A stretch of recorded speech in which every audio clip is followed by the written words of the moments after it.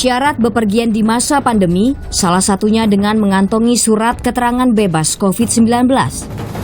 Ironisnya hal ini coreng oleh para oknum yang membuat secara ilegal hingga masyarakat yang menggunakannya. Cukup banyak pengguna jasa dalam praktik kejahatan ini, termasuk oknum aparatur sipil negara. Di Bandara Binaka Gunung Sitoli, Sumatera Utara, petugas mendapati seorang oknum ASN asal Kepulauan Nias menggunakan dokumen tes antigen COVID-19 palsu dari salah satu klinik di Gunung Sitoli. Tapi pihak klinik membantah mengeluarkan surat bebas COVID-19 pada oknum ASN itu.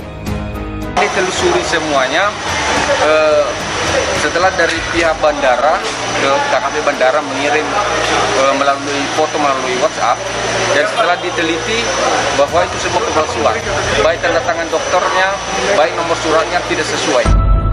Kami menemukan fakta penggunaan surat negatif COVID-19 palsu di kalangan aparatur pemerintah daerah.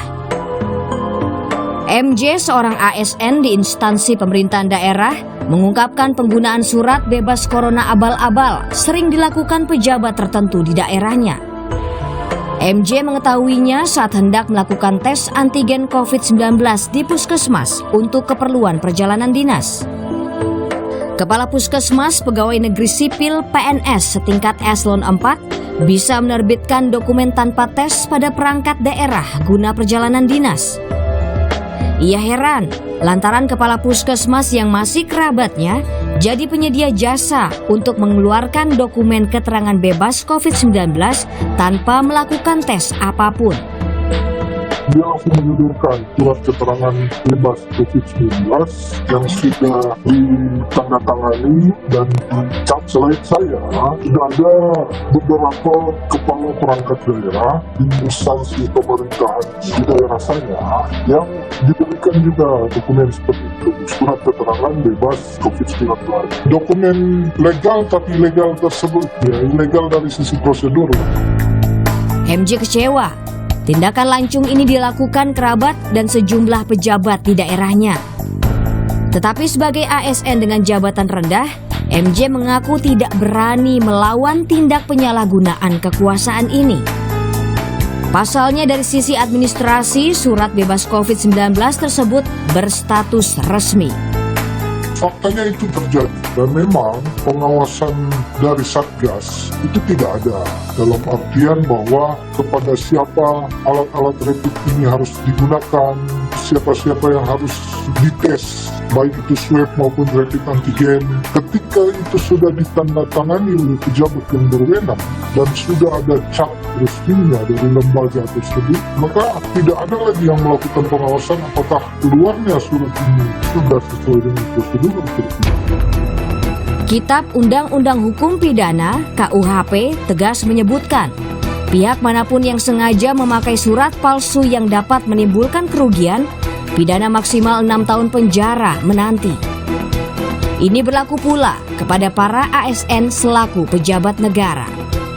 Ini artinya ini tindakan manipulatif ya, abuse of power. Karena kemudian dia punya power bisa mengarahkan atau mengendalikan rumah sakit atau klinik atau fasilitas kesehatan ya, yang bisa mengeluarkan surat hasil pemeriksaan itu untuk mengeluarkan surat pemeriksaan yang palsu atau abal-abal itu.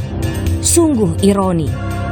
Sebab pejabat daerah yang harusnya jadi pengawas dalam pencegahan COVID-19 justru ikut menjadi pelaku dalam ancaman penyebaran virus COVID-19. Ketua atau anggota inti dari Satgas COVID itu pasti melibatkan aparatur pemerintah dan itu pejabat termasuk bupati wali kota. Nah, kalau mereka Satgas COVID saja yang mengabaikan bagaimana protokol penanganan COVID, menyebabkan kita juga ikut terganggu kepercayaannya ya. Siapa sesungguhnya yang bisa dipercaya? Padahal memalsukan surat keterangan tes corona bisa meningkatkan angka COVID-19. Dan kalau kasusnya meningkat, maka pimpinan daerah atau siapapun fasilitas kesehatan yang melakukan itu akan menjadi bumerang. Karena mereka juga yang akan harus menangani kasusnya itu. Nggak ada gunanya kita melakukan pengelabuhan itu. Karena itu memudahkan virusnya untuk menular. Lalu bagaimana negara menindak oknum-oknum ASN nakal yang mengambil jalan pintas penggunaan surat keterangan bebas COVID-19 tanpa tes? pelanggaran semacam ini seandainya memang terbukti itu antara sedang dan berat, bisa diberhentikan tidak dengan hormat, bisa diberhentikan dengan hormat, apalagi kalau nanti kemudian itu sudah masuk ranah pidana, hasil dari keputusan pengadilan itu juga bisa memperberat hukuman bagi ASN yang terindikasi melakukan kesalahan. Lalu apa upaya negara untuk memperketat pengawasan penggunaan serta penerbitan surat keterangan bebas COVID-19 di instansi pemerintahan? Pemalsuan surat keterangan bebas COVID-19 makin marak terjadi, terutama saat puncak mobilitas penduduk Indonesia, yakni ketika momentum arus mudik dan arus balik Idul Fitri. Sudah bisa diprediksi, penggunaan surat keterangan palsu ini dapat memicu lonjakan angka positif COVID-19.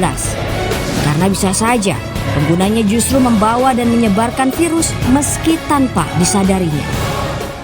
Pemerintah dan bersama aparat betul-betul harus gencar melakukan pengawasan, verifikasi, dan penegakan terhadap potensi pemalsuan.